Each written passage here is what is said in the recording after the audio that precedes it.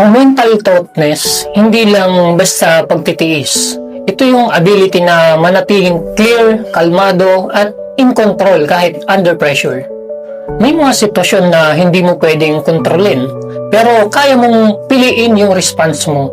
Diyan nasusukat yung maturity at leadership mo. Kasi sa crisis, yung unang bumibigay, hindi katawan, kundi mindset. Yun ang unang kalaban ng bawat leader.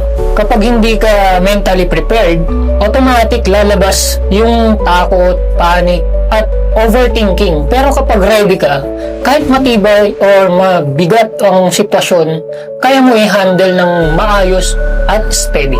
Ang sikreto ng leadership, hindi ka naghahanda kapag nandyan na ang problema.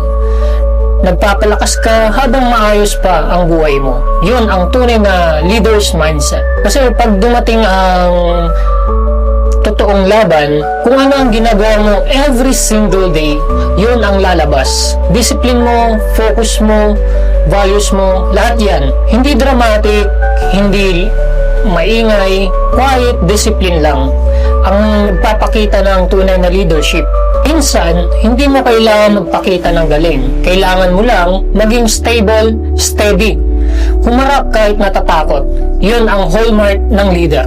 Ang tunay na lakas, yung kaya mong mag-decide ng maayos. Kahit hindi mo alam ang mangyayari. Ganyan gumagawa ng difference ang leaders sa bawat sitwasyon. Doon ka nagiging leader sa sarili mo. Doon nagiging matibay yung karakter mo. At doon ka handa na mamuno sa iba.